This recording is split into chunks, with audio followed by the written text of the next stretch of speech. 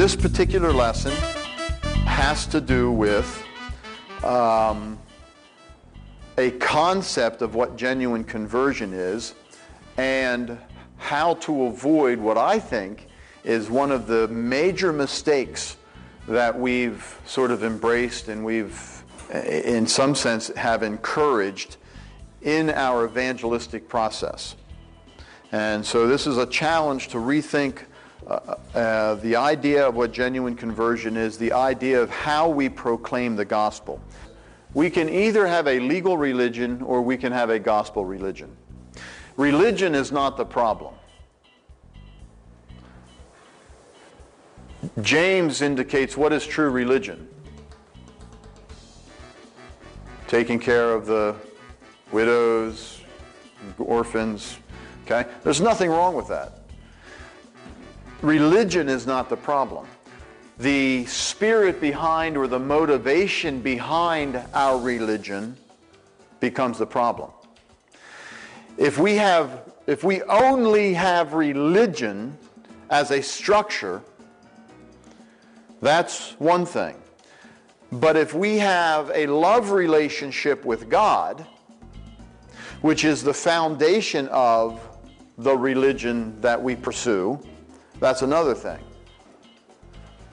See, there is a right way and a wrong way to approach your religious life.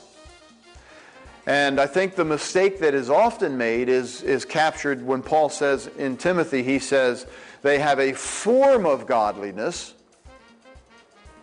without the power.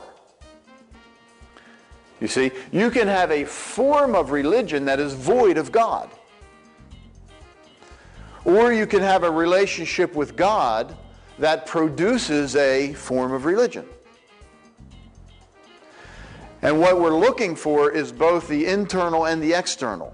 We're looking for the internal reality of relationship with God that produces the external reality of a religious, identifiable religious approach or procedure. So we're not trying to do away with religion. We are trying to capture the internal motivation and spirit which gives birth to valuable, genuine, real religion. We want the internal that produces the external. We don't just want the external without the internal. And I think too often that's become the problem. What we need to do is say we need both of these working in proper relationship and harmony with one another, the external being the manifestation of the internal. What we want to talk about then is the distinction between legal religion and gospel religion. And we're going to talk about two ways to govern. Now, when we talk about the word govern, we are simply talking about controlling or directing or regulating our behavior. The first one is legal religion or external religion, legal government or external government. Things can be controlled and governed and directed and regulated simply by the presence of an external force.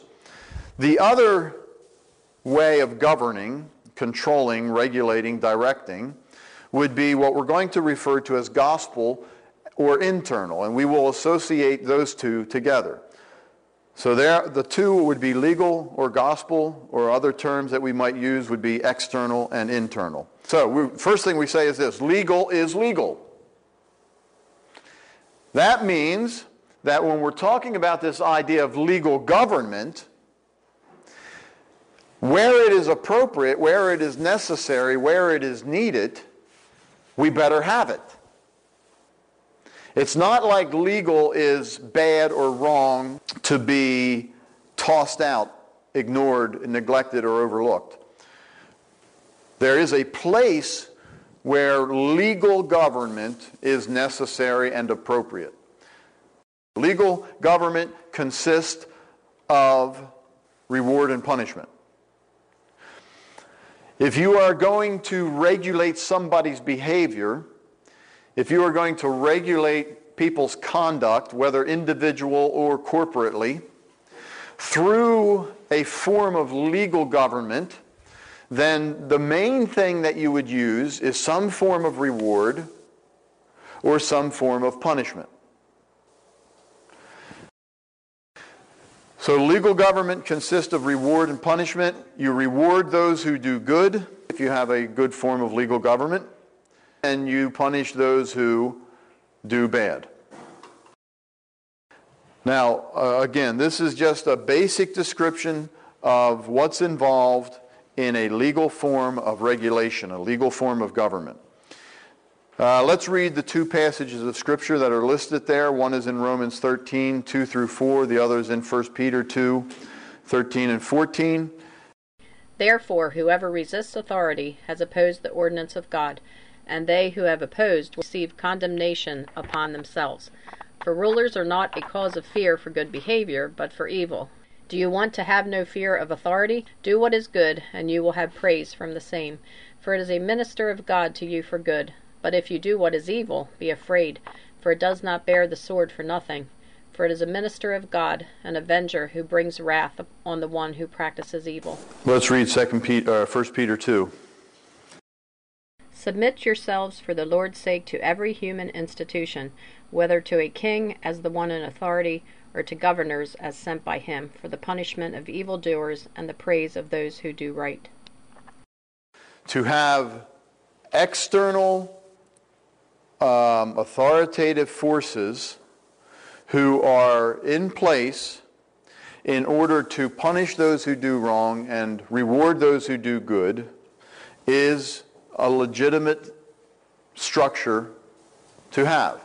What we want to say next is this: there's nothing wrong with legal efforts to maintain law and order. There's nothing wrong with legal efforts to maintain law and order. If you live in a neighborhood where people have a tendency to be extremely selfish, then what might happen if you leave your car unlocked with the keys in it? It's very likely that someone will come along and think that you've left them a gift. What sort of police force is needed in such a neighborhood? An active one. You want some form of external presence of a legal representative who is going to try to discourage that type of behavior.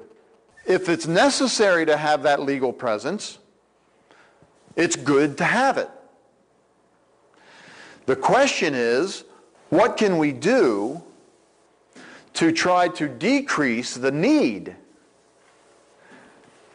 for having such a legal presence? The next statement we have on our outline is this: salvation is not a legal issue. When a person is being encouraged to become a Christian, we need to understand that it does not happen through a legal transaction. You will hear a very common statement in Christian circles: we are not saved by law, we are saved by grace.